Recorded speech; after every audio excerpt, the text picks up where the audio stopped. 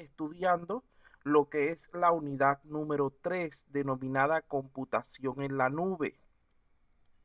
Dentro de esta tercera unidad,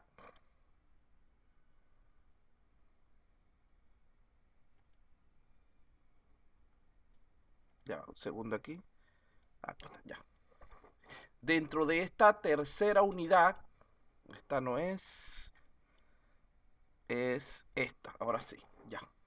Disculpen el cambio de diapositiva. Bueno, dentro de esta tercera unidad ya habíamos visto anteriormente el tema 3.1, denominado conceptos de computación en la nube y el software como servicio.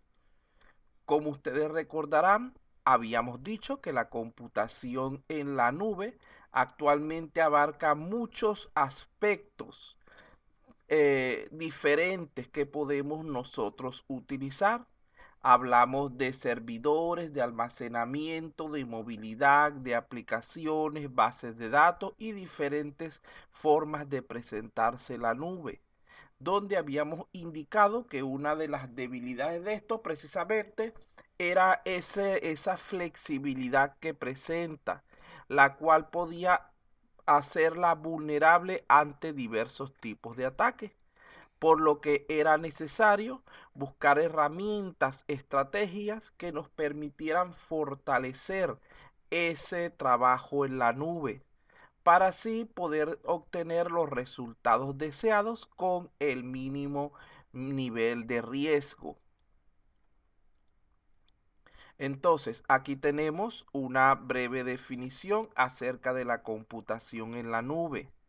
En este caso, decimos que es la combinación de diversas tecnologías existentes a través de lo que sería Internet, donde sus avances en lo que es el almacenamiento y los centros de datos, así como la visualización, la conectividad y la potencia de procesamiento han sido sumamente elevados, lo que ha ayudado a construir una arquitectura en la nube como la que contamos hoy en día, que se podría considerar como un verdadero ecosistema técnico.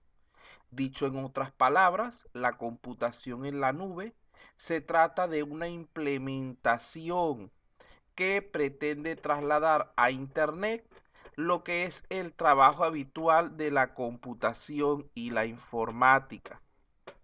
Hablamos también de algunas ventajas de la computación en la nube.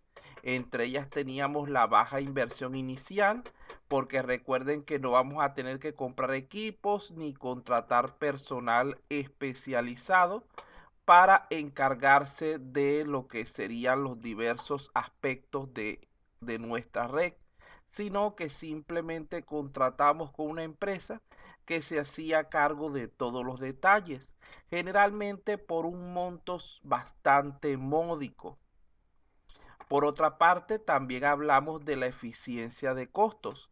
Vean que esos proveedores de servicios en la nube, ellos iban a tener a su disponibilidad el optimizar los costos generados por ese servicio, lo cual a final de cuentas iba a representar realmente un ahorro para el cliente, ya que ellos podían maximizar lo que es la utilización del hardware durante periodos de alta demanda y minimizar su consumo durante periodos de baja demanda. Esto se estaría haciendo referencia entonces a la capacidad altamente dinámica que tiene ese servicio. Es decir, lo que podemos nosotros disponer o utilizar va a estar totalmente flexibilizado para adecuarlos a nuestras necesidades del momento, reduciendo con estos ciertos inconvenientes. Tenemos también la facilidad de uso y mantenimiento. Recordemos que con la computación en la nube se pueden implementar recursos y actualizaciones de forma automatizada y estandarizada, aumentando con ello la accesibilidad y eliminando las inconsistencias, así como también la necesidad de actualizaciones manuales. Entonces vean que se facilita el uso y el mantenimiento. Tenemos también entre las ventajas que la innovación es más fácil, tanto a nivel del equipo de tecnologías de la información como de la empresa en general, ya que se allana bastante lo que es el camino hacia la innovación, hacia el poder crear soluciones más adaptadas a las necesidades particulares de la empresa. Por otra parte, cuando trabajamos con servicios en la nube, reducimos la carga administrativa dentro de nuestra empresa, ya que liberamos al departamento de tecnología de mucho del trabajo relacionado, permitiéndoles que puedan encargarse de otros trabajos que estén más, digamos, más adecuados a las necesidades de nuestra empresa, permitiéndonos dedicarse a la creación de nuevas soluciones, a la resolución de otro tipo de problemas, en lugar de dedicarse a esas tareas operativas de tipo repetitivo que implican muchos de estos servicios que se llevan a la nube. Además de esto, nos va a brindar una mejor continuidad del servicio. Recordemos que la naturaleza virtualizada de la infraestructura de la computación en la nube permite la creación automatizada de copias de seguridad de nuestros datos y otros componentes y la realización prácticamente de manera instantánea de procesos de conmutación en caso de error.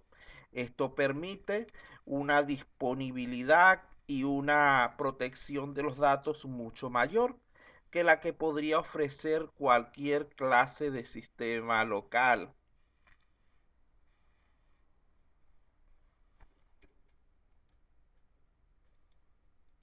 Aquí tenemos entonces resumidas esas ventajas: costos más bajos, facilidad de utilización, calidad de servicio, fiabilidad, etcétera.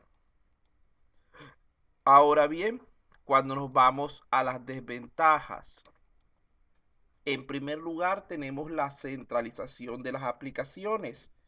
Esto va a tener la tendencia a crear ciertos niveles de dependencia con respecto a nuestro proveedor de servicios. En segundo lugar estaría la disponibilidad de aplicaciones. Allí estaría sujeto a que para poder hacer las diferentes operaciones deberíamos contar con servicio de internet.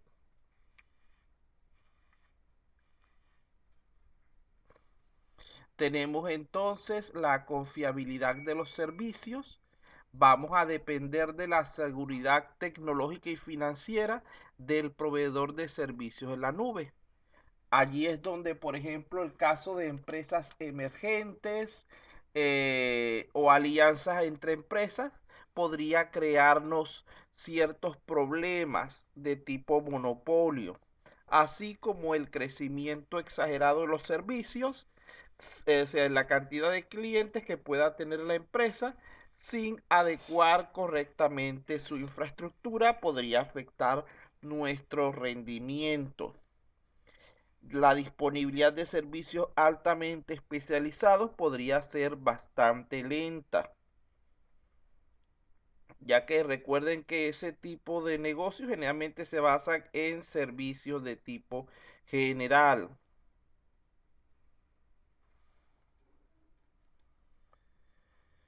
La madurez funcional de las aplicaciones.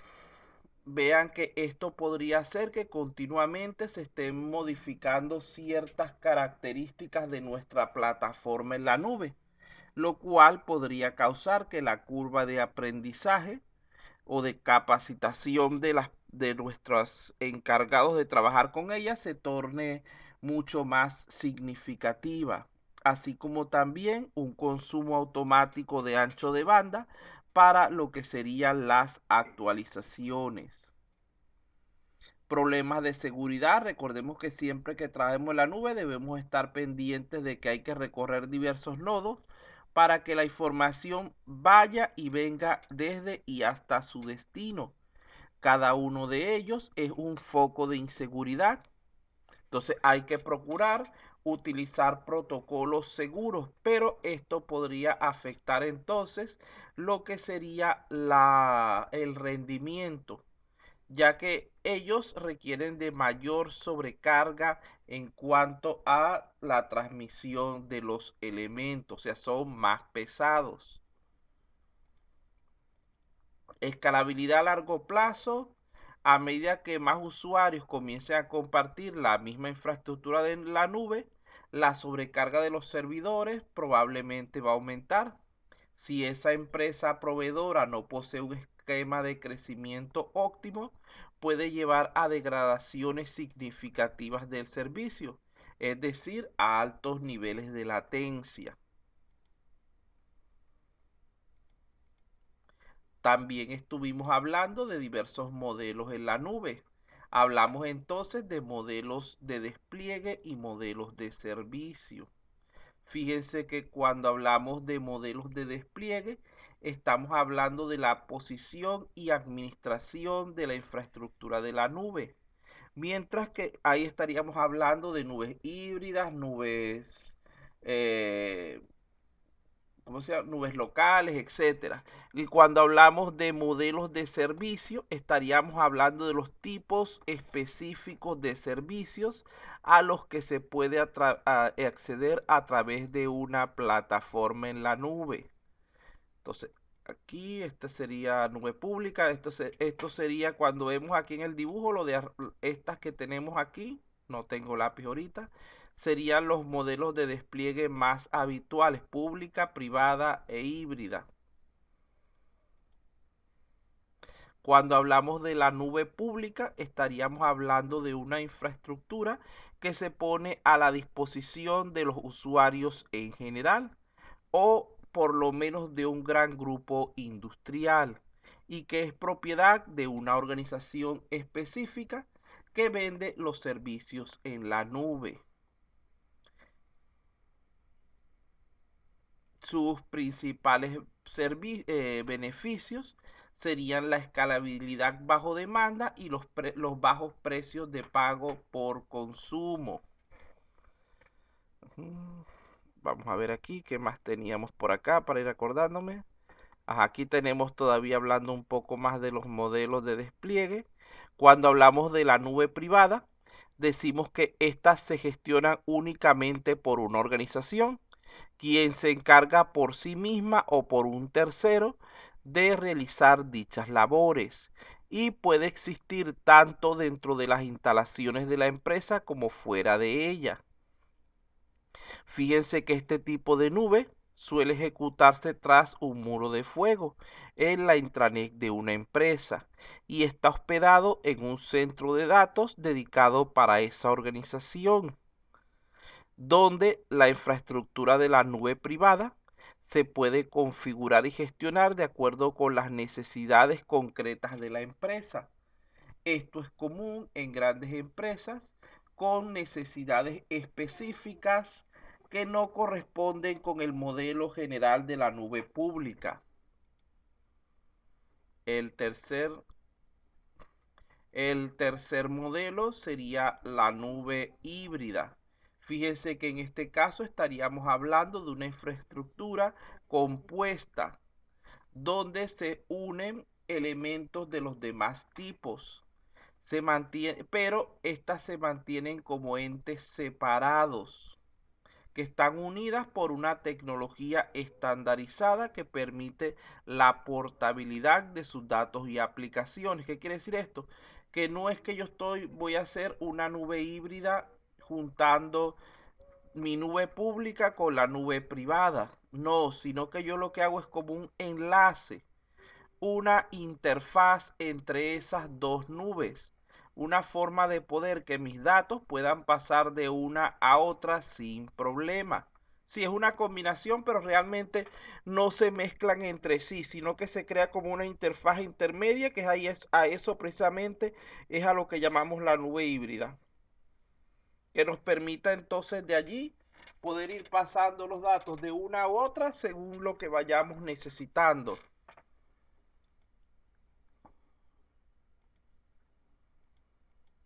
Tenemos aquí algunas de las características. Ve que tú estamos en el resumen de lo anterior, algunas de las características de los tres tipos de nube.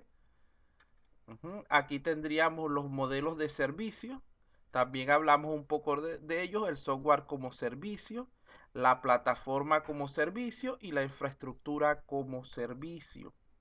Aquí tenemos cada una de las características de ellos. Vean que el software como servicio está orientado al usuario final. Generalmente no se instalan grandes contenidos, sino que se trabaja directamente sobre el navegador o de alguna aplicación específica determinada para ello. No se requieren, por tanto, grandes conocimientos técnicos. Cuando hablamos de lo que es la plataforma como servicio, vean que estamos hablando de un entorno orientado mayormente a los programadores para que estos puedan desplegar sus aplicaciones sin tener que preocuparse por lo que es la infraestructura. Cuando hablamos ya de la infraestructura como servicio, generalmente estamos hablando a nivel de proveedor. Allí estaríamos hablando de los servicios específicos de la arquitectura en la nube. Esta va a incluir, por ejemplo, muros de fuego, etcétera, que ya serían elementos más avanzados de trabajo, donde se va diseñando las diferentes soluciones a la medida en que se vayan necesitando. Estos tres modelos básicos se pueden combinar dentro de un mismo perfil para describir la prestación de los servicios en la nube.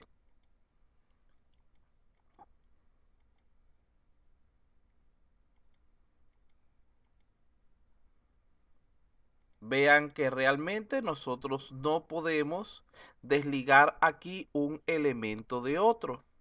Nosotros, si vamos a trabajar con cualquier aplicación, estaríamos utilizando el software como servicio. Aquí donde está el triángulo en la esquina. Pero ese software debe trabajar sobre una plataforma. Y esa plataforma va a depender de una infraestructura. Si nosotros no tenemos ninguna aplicación que ejecutar, ningún software, esa infraestructura quedaría inútil. Y si nosotros no tenemos una infraestructura, no puede existir entonces la plataforma. Vean que son tres elementos que van a coexistir en todo momento. Y dentro de esta plataforma nosotros podemos realizar procesos de virtualización.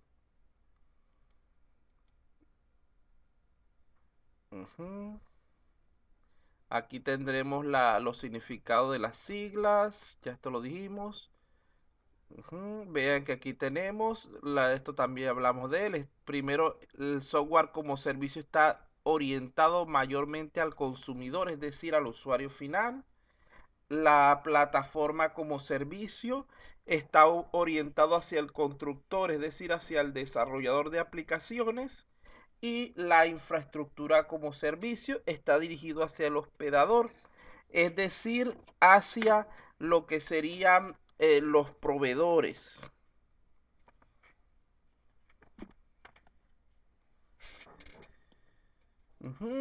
Este cuadro de aquí ya lo habíamos. Esto es lo mismo, resumiendo lo mismo. Voy a tratar de saltarlo un poco para hasta aquí creo que habíamos quedado.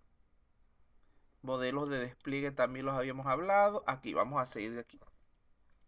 Fíjense que cuando estamos hablando de la computación en la nube, hay varios elementos o varias técnicas que podemos mencionar, pero básicamente podríamos resumirlos en dos categorías. Estas dos categorías vendrían a ser, por una parte, la virtualización. Cuando estamos hablando de los servidores donde se hallan los programas utilizados para las diferentes tareas en ambientes de la nube, no hay necesidad de parte del usuario de conocer la infraestructura que está detrás, ya que pasa a ser una abstracción donde las aplicaciones y los servicios pueden crecer, ser más eficientes, confiables y transparentes de manera sencilla.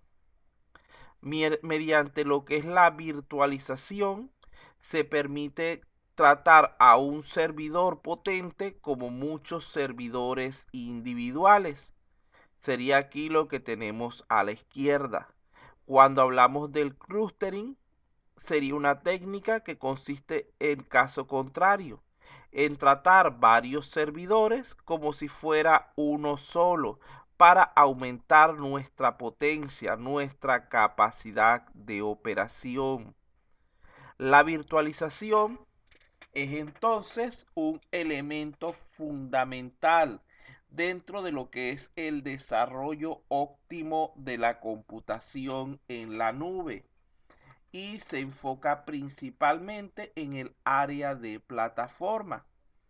Puede considerarse como una abstracción de los recursos tecnológicos que permite a los servidores crear dispositivos virtuales de tipo lógico, los cuales pueden ser usados para mejorar el aprovechamiento de los recursos físicos, más que como sistemas independientes.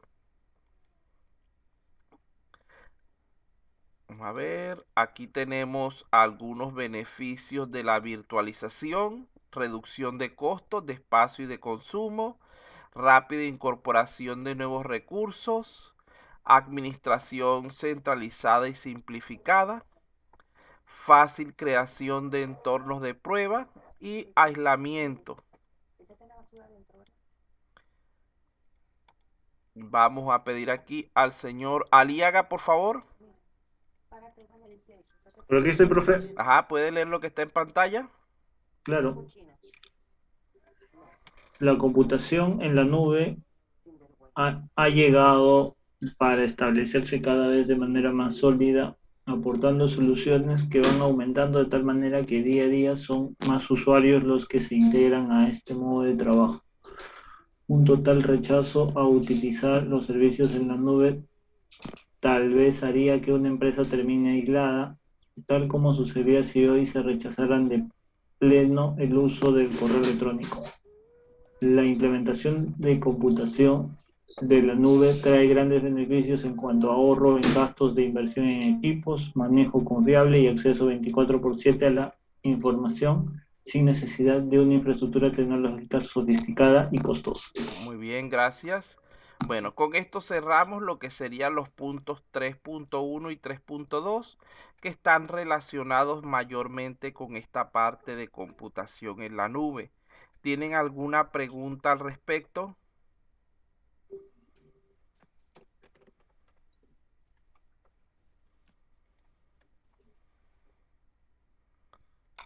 Bueno, vamos a pasar entonces al siguiente punto.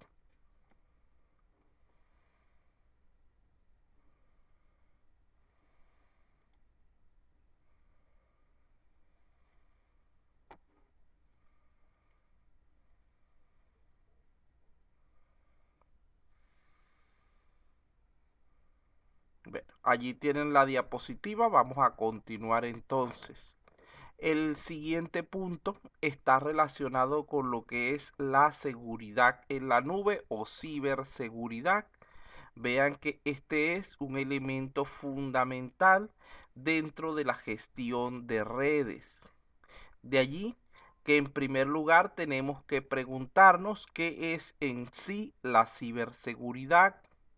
Esta no es otra cosa sino el conjunto de metodologías, técnicas, estrategias y herramientas que se enfocan en la protección de la infraestructura computacional y todo lo que está relacionado con esta, especialmente la información contenida en un computador o que circula a través de las diversas redes informáticas. De allí debemos pensar entonces también en qué es un gasto.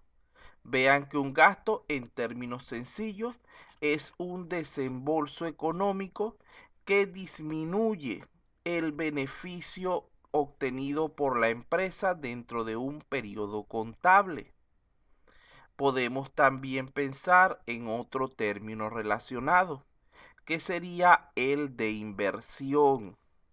La inversión no es otra cosa sino la utilización de los recursos económicos disponibles de forma tal que se garantice su retorno, bien sea a través del incremento de las ganancias, ahí estaríamos hablando de un retorno de tipo directo, o en el ahorro de costos, sería un retorno de tipo indirecto. Esto nos lleva a pensar entonces, a reflexionar acerca de si la ciberseguridad la debemos considerar como un gasto o como una inversión. Para responder esta pregunta de si la ciberseguridad es un gasto o una inversión, o lo que es lo mismo, podemos considerar la ciberseguridad como un lujo o como una necesidad, debemos entonces primeramente reflexionar acerca de ciertos aspectos importantes. Consideremos entonces primeramente que hasta hace poco tiempo era común que la mayoría de los gerentes, administradores y personal contable, que son los encargados o responsables de decidir acerca del uso de los recursos en la empresa, pensaban que la ciberseguridad no era una inversión, sino que lo veían como un gasto incapaz de retornar beneficio alguno, muy especialmente en los casos de pequeñas y medianas empresas. En ocasiones, algunos de ellos veían como bueno gastar dinero en adquirir seguridad informática, aunque no repercutiera directamente en sus resultados económicos. Pero debido a diversas circunstancias, esta visión ha ido cambiando con el tiempo. Así como durante este periodo de la pandemia ha sido necesaria la adopción de ciertas medidas de prevención, como por ejemplo el uso de mascarillas, el lavado frecuente de manos y el aislamiento social, las cuales en la mayoría de los casos no estábamos acostumbrados y que además algunas de ellas se hayan convertido ya por disposición del gobierno en obligatorias a fin de tratar de minimizar los contagios. De la misma forma, también es habitual y necesaria la aplicación de ciertas vacunas para prevenir determinadas enfermedades. También podríamos hablar de otras situaciones similares como la implementación de diversas medidas contra robo y contra incendios en las instalaciones de nuestra empresa, tales como alarmas de incendio, extintores de fuego, detectores de humo, contratación de seguros, servicios de vigilancia, etcétera. Aunque muchas veces en 5, 10, 15 años de funcionamiento nunca hayamos sufrido este tipo de incidentes.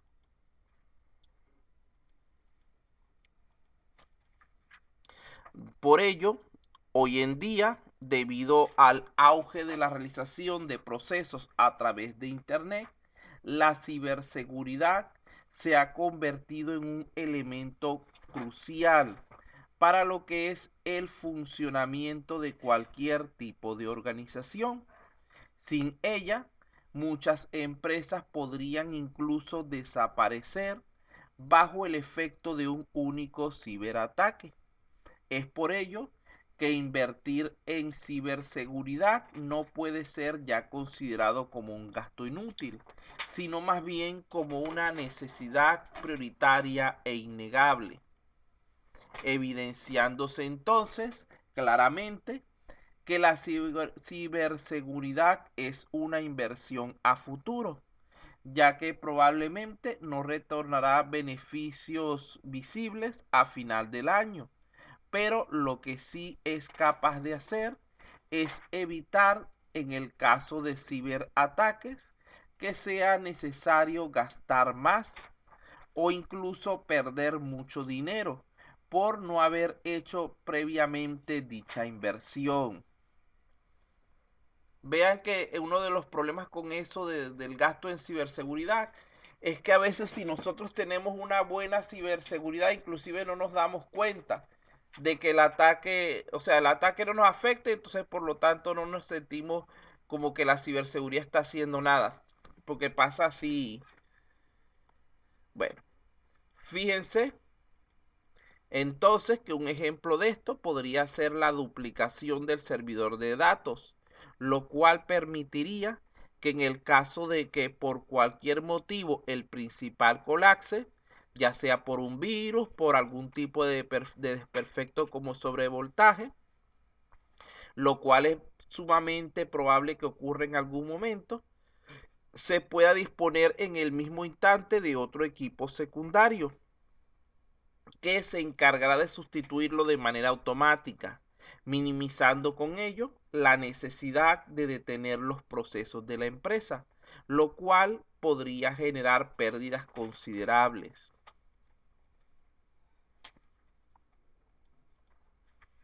Recordemos que estamos en una época globalizada, marcada por una tendencia hacia lo que es la transformación digital, donde la ciberseguridad debe ser parte integral en las estrategias de toda empresa. Si por algún motivo una empresa tuviera que frenar sus inversiones relacionadas con transformación digital, es, digamos que, lo más recomendable que lo haga en todas y cada uno de sus aspectos, excepto en lo que es ciberseguridad,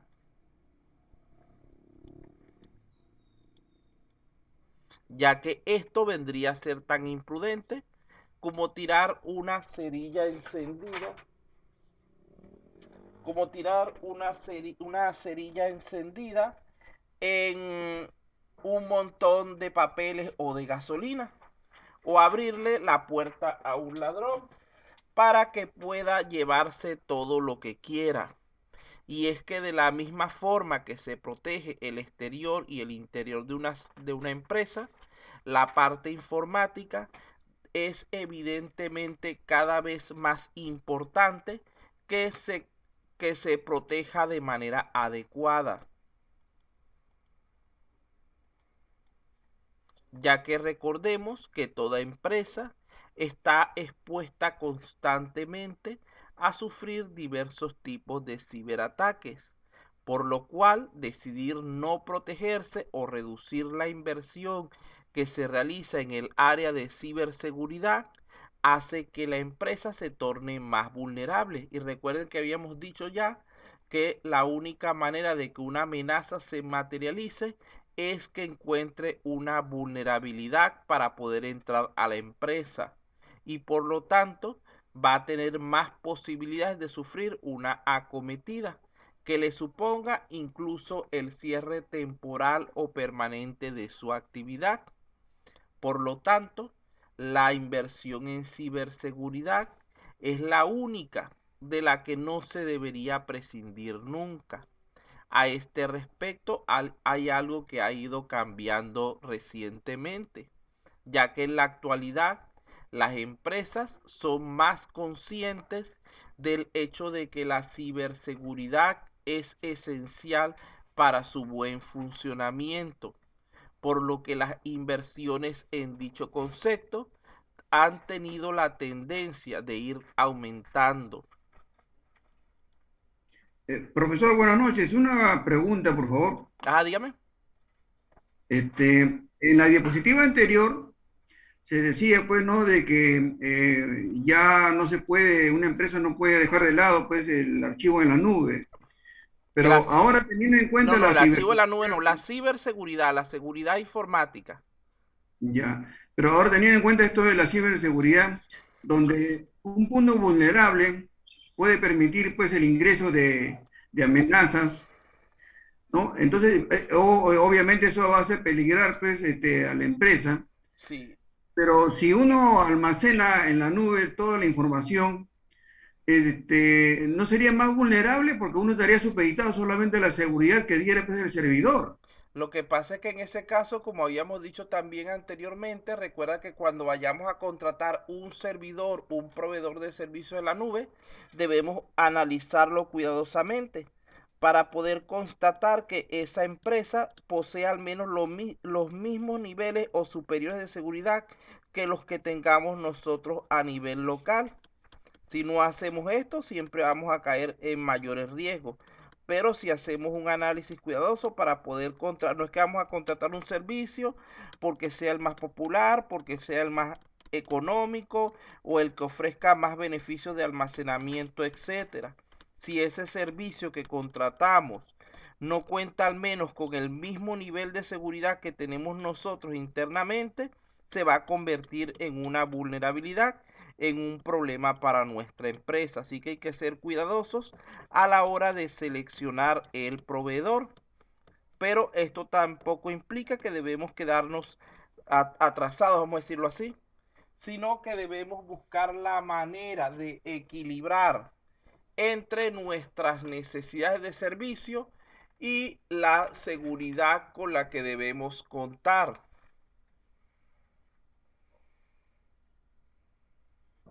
Ya le preguntaba eso porque la vez pasada Uh -huh, escuchaba, pues, una exposición sobre la seguridad de un Estado, ¿no? Donde obviamente hay muchos intereses de por medio de la seguridad del Estado. uh -huh. Entonces, en este caso, un Estado, un gobierno, haría mal en poner, pues, toda su seguridad en la nube. No, lo que pasa es que recuerda que el Estado normalmente usa nubes privadas, no usa nubes públicas. Y al ser una nube privada, ellos mismos se encargan de controlar la seguridad y deberían garantizar esos niveles que ellos necesitan.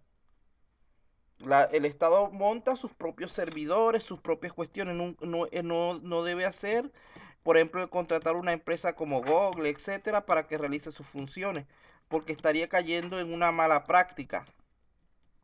Las empresas grandes, los entes gubernamentales, tienen que tratar de que por sus mismas características implementar nubes privadas, que a final de cuentas se terminan convirtiendo en nubes mixtas o híbridas, como quieran llamarla, porque recuérdate que eso tiene que conectar con las personas que están en internet y por lo tanto siempre va a estar en contacto con lo que son las nubes privadas. Pero vivimos en una sociedad ahorita que no se puede relegar a un gobierno a decir, no, no voy a trabajar con cuestiones de la nube por causa de la seguridad, porque entonces sería como que usted dijera, no, yo no voy a utilizar celular porque eso me lo pueden robar. Entonces va a perder los beneficios por un miedo a algo que puede suceder o que no puede suceder, que va a depender de su capacidad para hacer las cosas como debe ser. Por ejemplo, para no andar con el celular en la calle a altas horas o en lugares peligrosos, etcétera, sino usarlo como una herramienta adecuada. Ya, profesor, muchas gracias, entendí. Bueno, seguimos entonces. Acuérdate que muchas veces el problema no es la herramienta, sino el mal uso que hacemos de ella.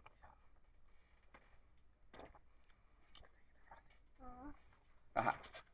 Bueno, vamos a continuar entonces. Ay, un segundo. Aquí tengo una hija que me está pidiendo una hojita de papel. Ya listo.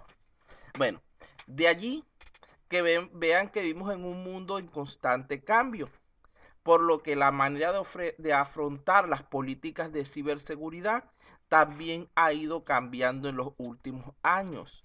Hasta hace poco, las empresas se centraban únicamente en proteger todo lo que se encontraba dentro de los sistemas de la empresa, de ellas mismas, pues.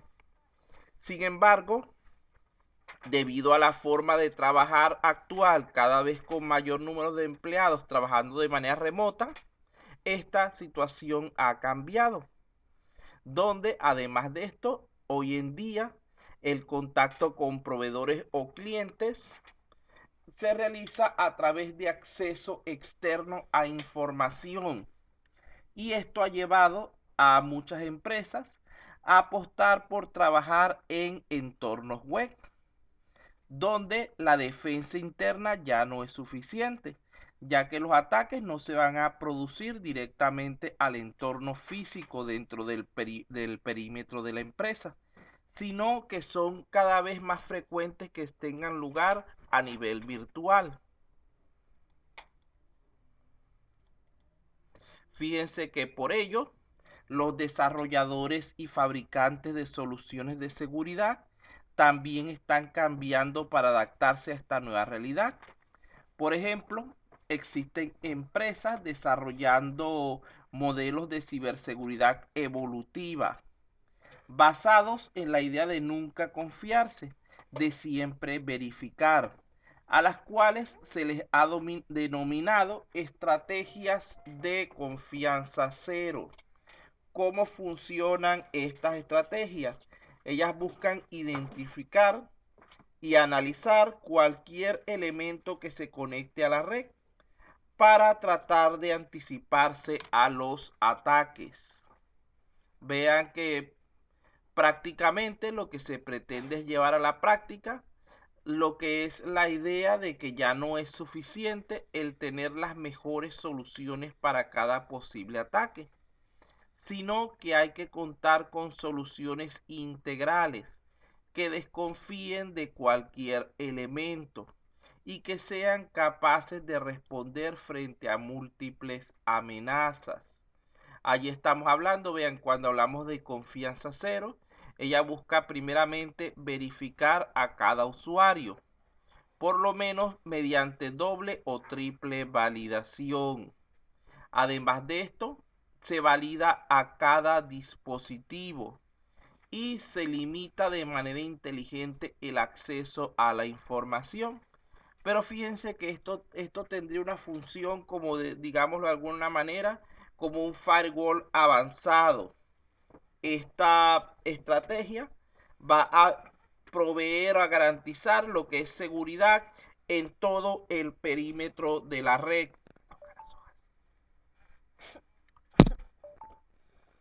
Pero ralentiza la respuesta frente a amenazas, ya que no invierte tiempo en contemplar todas las posibilidades de ciberataque, sino que solo actúa de manera preventiva, rastreando cualquier dispositivo o usuario que se encuentre conectado.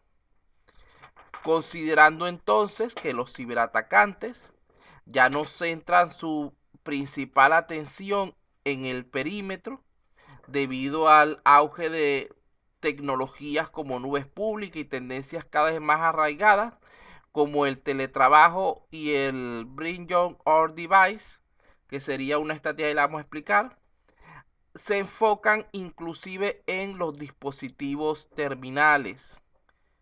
Cuando hablamos de ese método, ¿quién tiene la idea de a qué se refiere este método Bring Your Own Device?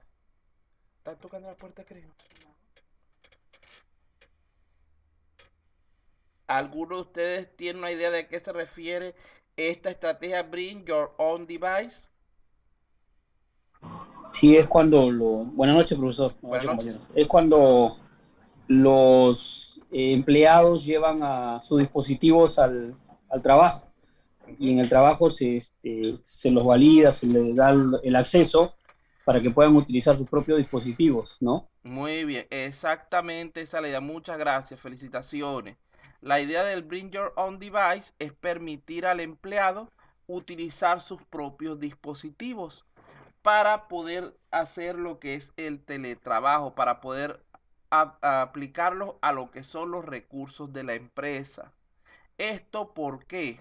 Vamos a imaginarnos el caso de una universidad como Telesub. Imagínense que con esto de la pandemia hubiera sido la universidad la que hubiera tenido que brindar a cada docente. Voy a poner nada más para el caso docente, porque si lo meto a alumno es mayor la locura todavía. Entregarles una laptop para que trabajen. ¿Cuál es el problema allí?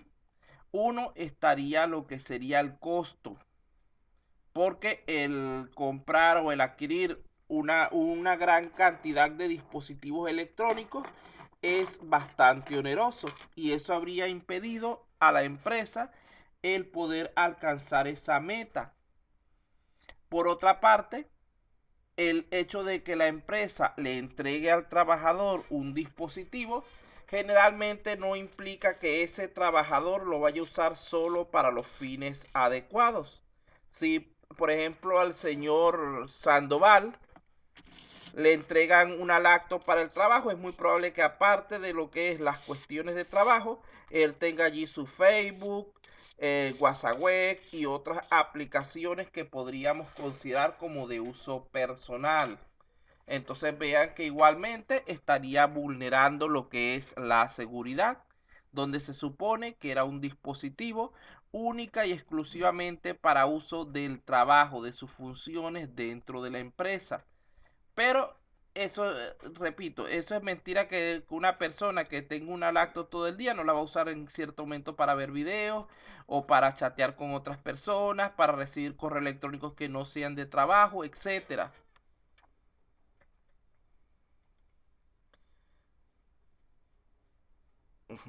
De allí que la manera de afrontar esta nueva realidad es que las empresas se planteen estrategias de ciberseguridad de modo más amplio para poder abarcar todas las capas existentes y cubrir más allá de los vectores de ataque tradicionales. Es necesario, por lo tanto, asumir que nos encontramos ante una nueva realidad, la cual debemos enfrentar con nuevas estrategias y soluciones. Vamos a ver qué escribieron por aquí, déjame leer.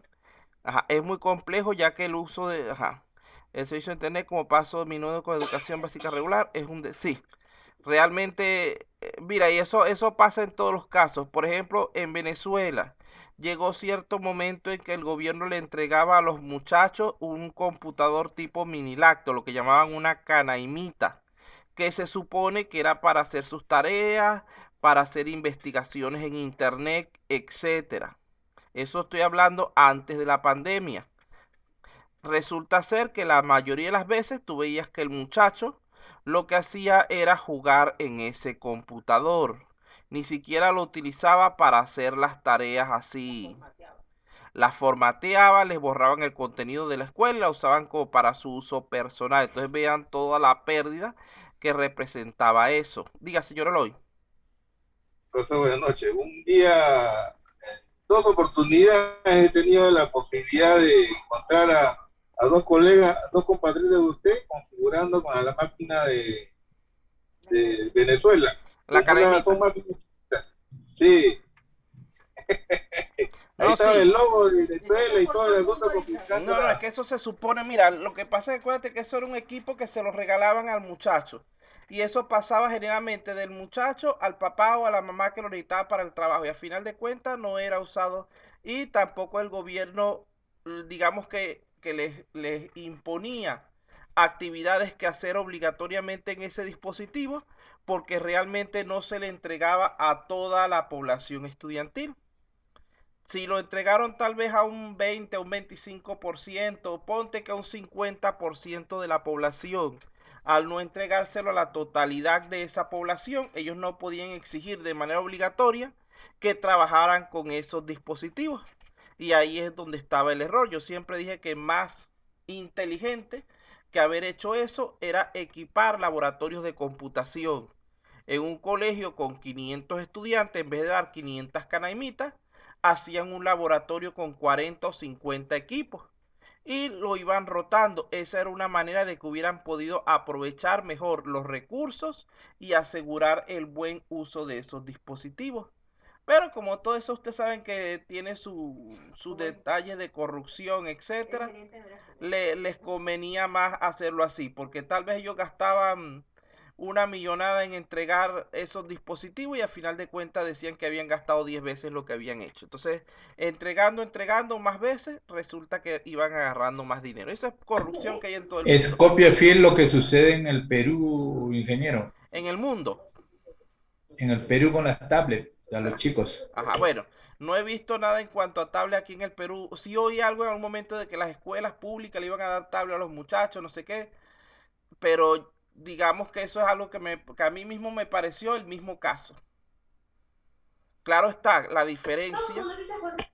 Diga, señor Eloy. Ahora, profesor, disculpe, ahí por ejemplo he visto casos en algunas instituciones del Estado, colegios, que les ha llegado las computadoras. Por ejemplo, generalmente sucede en los centros, digamos, en los colegios grandes, ¿no? Que les Ajá. llegan las máquinas, 30, 40 máquinas, y lamentablemente, como usted dice, creo que más es en Latinoamérica, ¿no? Nos hacemos daño nosotros mismos porque las personas encargadas que están en el asunto, si no es que lo roban sus componentes, los cambian, modifican.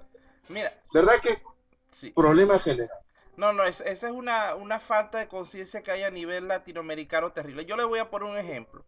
Cuando yo estaba terminando de estudiar en la universidad, era una universidad nacional, llegó el sábado, porque me recuerdo que yo estaba viendo clase, el sábado a las 5:30 de la tarde llegaron 300 computadores para equipar los laboratorios de esa universidad, los laboratorios de cómputo.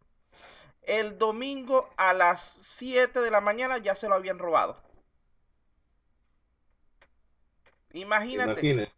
Estoy hablando cuestión de horas. O sea, quiere decir que o el vigilante o el personal que estaba allí estaban compinchados con los delincuentes y no duraron ni siquiera un día las computadoras. Estoy hablando de que eran 300 equipos entre lactos, creo que 100 lactos y 200 equipos de escritorio nuevos.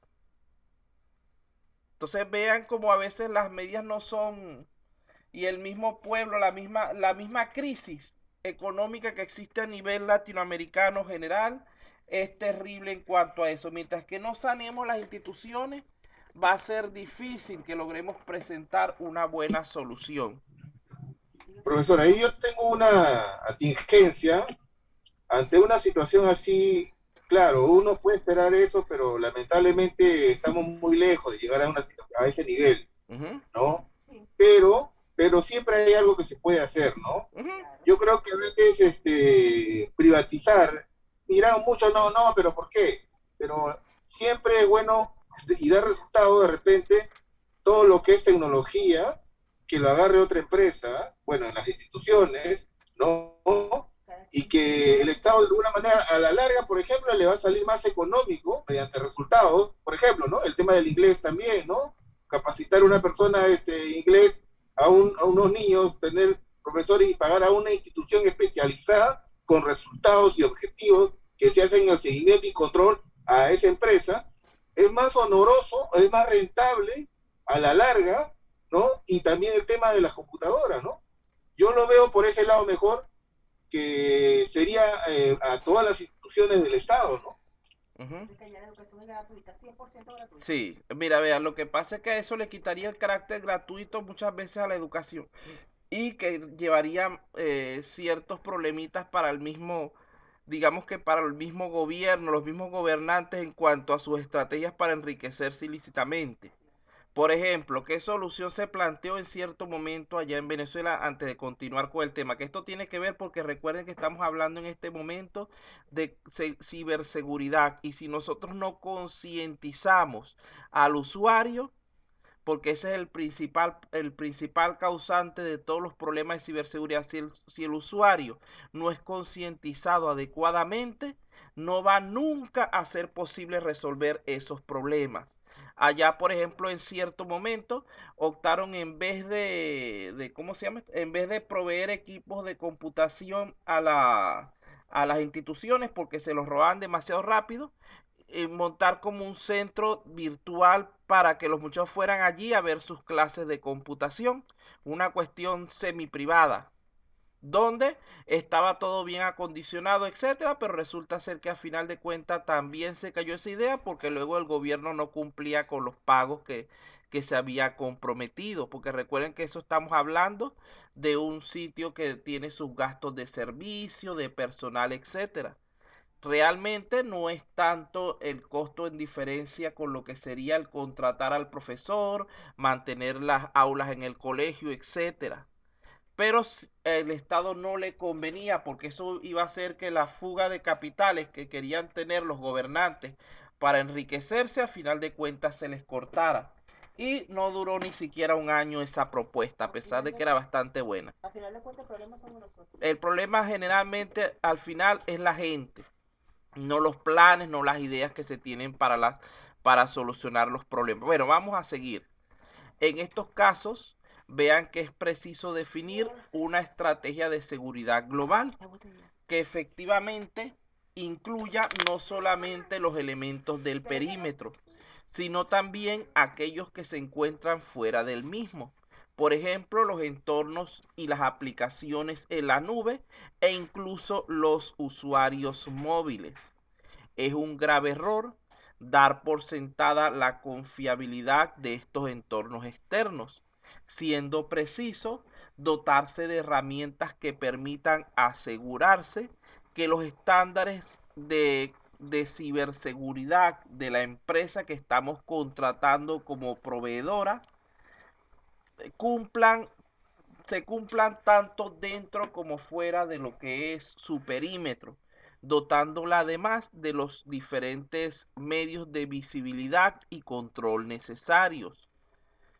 Para ello, deberíamos centrarnos en lo que es la protección de las aplicaciones en la nube. Por ejemplo, el Office 365, que ustedes saben que trabaja mayormente en la nube.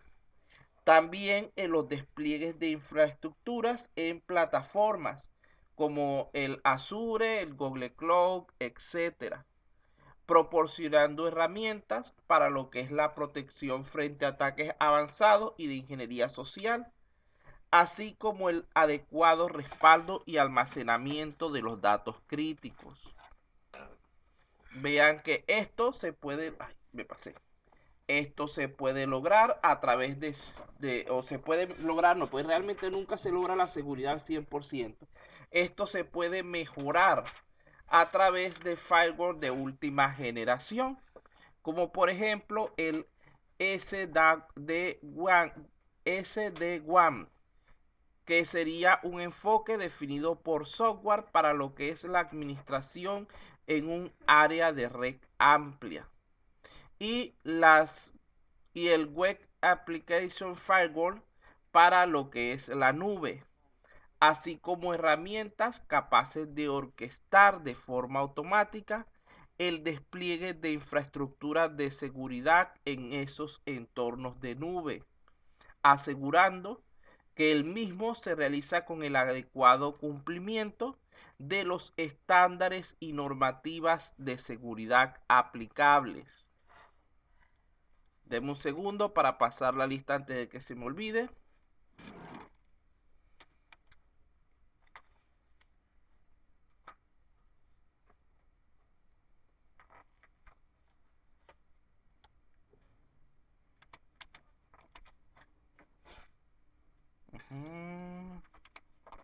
Hoy es 6. 6-9. Gracias.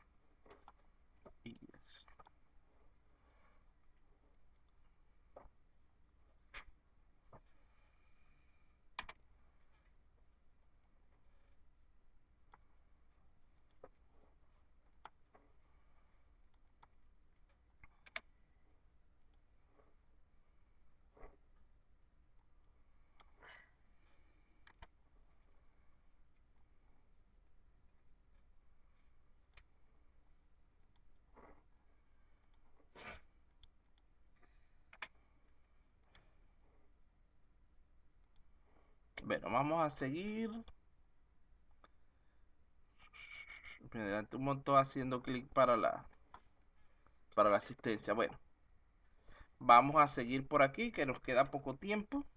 Allá habíamos hablado por aquí. Nos tocaría esto, nada más que una introducción a esta tecnología. Vean que los nuevos modelos de negocio implican la necesidad de un nuevo modelo de red, donde la tecnología SD-WAN es un nuevo enfoque para la conectividad que reduce los costos operativos y mejora el uso de recursos para implementaciones en múltiples sitios. Además, SD-WAN permite a los administradores que puedan usar el ancho de banda de una manera más eficiente y garanticen un mayor nivel de rendimiento, sobre todo para aplicaciones críticas, sin sacrificar lo que es la seguridad y la privacidad de los datos. Aquí tenemos algunas ventajas de esta tecnología. Como arquitectura de red de tipo centralizada y en la nube, SD-WAN hacen que sea más fácil escalar para miles de terminales, ya sea que estén en el mismo edificio, en el mismo campus o inclusive en la nube, ya que tiene la capacidad de automatizar la implementación al toque de manera global, utilizando una única interfaz. Además de esto, nos va a permitir mejorar la experiencia del usuario. La optimización de la red ofrecida por esta tecnología trae un mayor rendimiento de las aplicaciones en la nube, desde múltiples nubes hasta los usuarios en cualquier lugar, ya que en caso de falla de lo que es el enlace o degradación del mismo, el enrutamiento reconoce la aplicación y puede desviar dinámicamente el tráfico y ese tránsito entre distintos circuitos dedicados y conexiones de internet segura, para así impulsar la entrega constante de aplicaciones críticas para el gobierno, para el gobierno de lo que es el negocio. Faltó la palabra negocio por allí. Bueno, además de esto nos va a permitir aumentar la seguridad, ya que en este caso la prevención de amenazas se aplica en los lugares más correctos. Esta arquitectura SD-WAN presenta seguridad distribuida a nivel de sucursal, es decir, los datos no tienen que viajar de vuelta a la sede central o al centro de datos para obtener protección de seguridad avanzada, como sucede en los casos de un firewall y otras herramientas por el estilo. ¿Cuáles son los elementos que debemos proteger cuando estamos trabajando a nivel de redes? Vean que la gran ventaja actual para las empresas es que existe una gran oferta en el mercado de soluciones de seguridad. En este sentido, la estrategia debe pensar en 4 elementos importantes: proteger los dispositivos, proteger las aplicaciones, las comunicaciones y el usuario.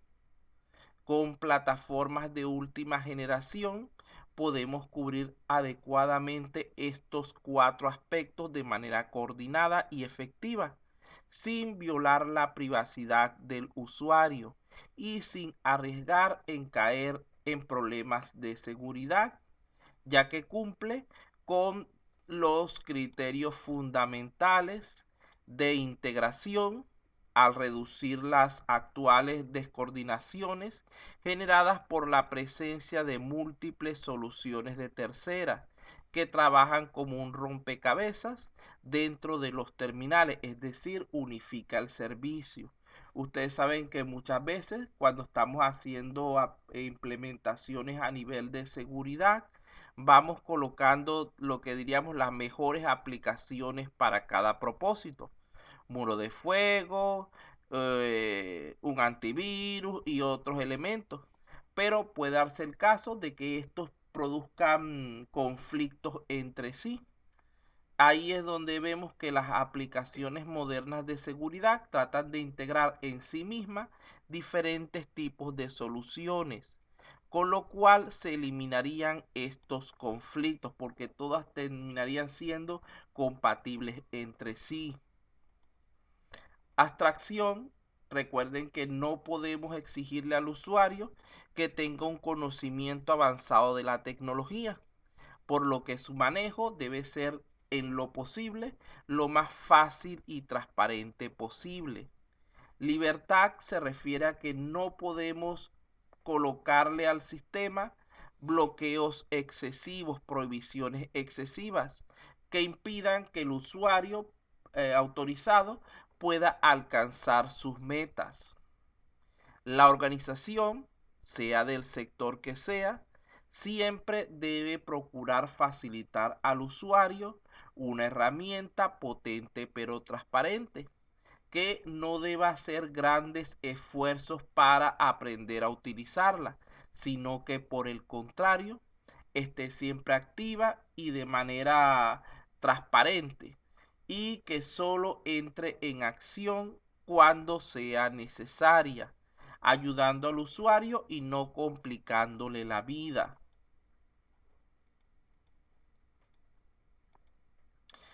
Además, debemos tener en cuenta que la seguridad, sobre todo la ciberseguridad, no es un estado puntual, fijo o estático, sino que se trata de un proceso continuo, cambiante, evolutivo, dinámico, usen el término que ustedes quieran, que va evolucionando permanentemente y que hay que estar siempre pendiente al respecto, porque además de ello, es imposible considerar una seguridad al 100%. De allí que la pregunta ya no es si vamos a ser atacados, lo cual la respuesta es evidente, sí. El problema estaría en si cuando esto suceda, con qué rapidez y eficiencia podremos actuar para defendernos y recuperarnos. No hay una única tecnología de protección actualmente que nos garantice la seguridad total, y es mi criterio que nunca la habrá tampoco, porque lo que se considera seguro hoy, tal vez mañana o dentro de algunas horas, ya no sea capaz de cumplir su papel debido a nuevos virus, a nuevas amenazas que puedan surgir. Por eso, un enfoque efectivo es aquel que trata las amenazas de manera holística o integral, con un conjunto de soluciones completos y compatibles entre ellos, así como la implementación de tecnologías de protección multicapa. No se trata solamente de prevenir los incidentes de ciberseguridad, sino también de ser capaces de predecir, detectar y responder a ellos de manera fiable, eficiente y flexible.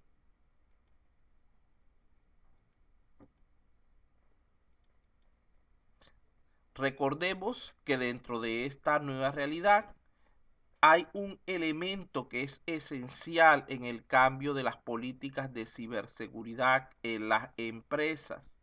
Se trata de la nube, ya que esta es una realidad que se está convirtiendo rápidamente en la plataforma casi por defecto del despliegue de nuevas iniciativas tecnológicas.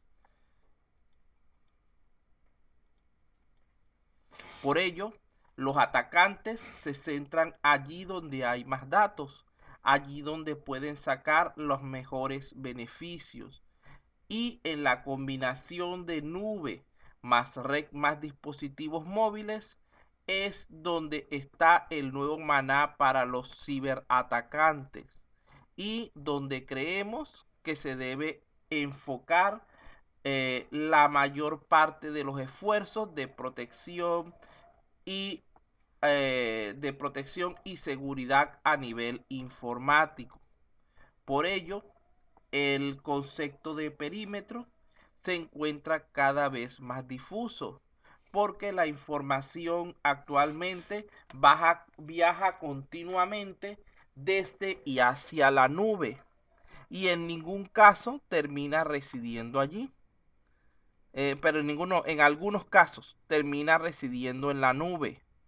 De allí que proteger esos ataques híbridos que asaltan la nube y el dispositivo móvil, la red y los centros de datos son el caballo de batalla de quienes quieren salvaguardar la información, y los esfuerzos tecnológicos deberían dirigirse hacia dicho entorno.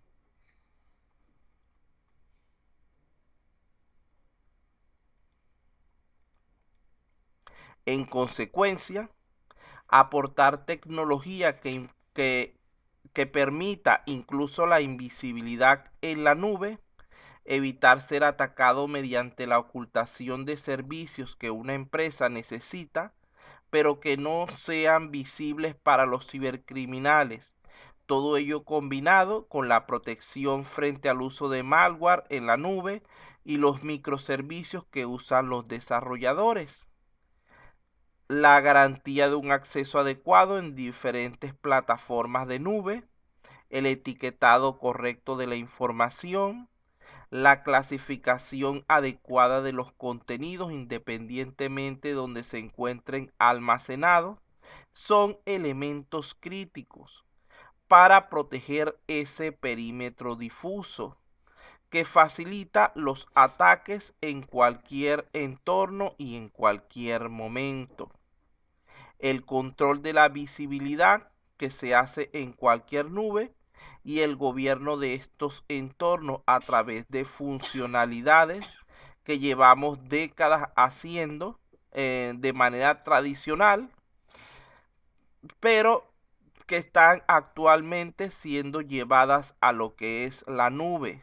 Y esto combinado con ciertas innovaciones radicales, como por ejemplo los conceptos de decepción para atacantes o de ocultación en la nube. Vean que actualmente existen muchas soluciones para protegerse en entornos de tipo nube. Por ejemplo, podemos trabajar en diferentes capas.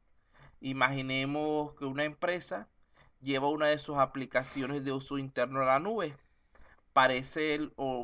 Es lo más lógico que necesitemos que se encuentre con un nivel de seguridad por lo menos igual o mayor que el de nuestra red corporativa.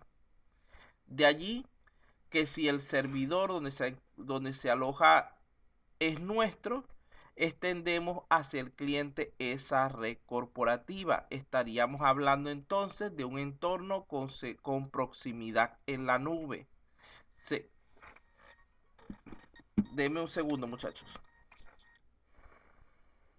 Continuamos entonces, disculpen, una pequeñita llamada de coordinación, ya la pospuse.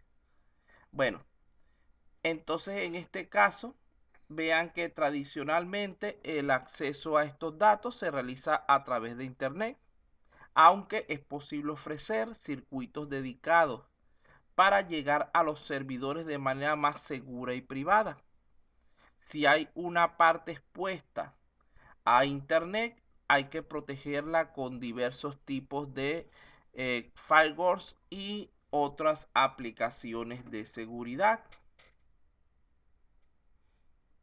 El ejemplo de cómo está cambiando la concepción de las empresas acerca de la ciberseguridad es precisamente las mayores dudas que se le están presentando a los encargados a la hora de contratar plataformas en la nube, ya que la elección de un proveedor en la nube adecuado es realmente importante para cualquier organización a la hora de tener asegurada y protegida sus datos. Un proveedor en la nube debe acreditar adecuadamente la calidad de sus servicios, de preferencia con certificaciones imprescindibles de carácter nacional y de ser posible internacional. Además, cada organización debe ser consciente de qué es lo que realmente necesita para su negocio y de las amenazas que esto puede generar. Por ejemplo, en el sector hotelero, los clientes normalmente exijan que puedan tener mayor conexión a través de internet, a través de las redes internas instaladas en los hoteles. Y esto hace que se deban tomar medidas especiales de ciberseguridad para evitar los ataques. Igualmente, puede pasar con las cámaras de seguridad de una guardería, el Wi-Fi de un colegio, los sistemas de alarma de un hospital o la maquinaria industrial de una fábrica. Finalmente, ya por hoy,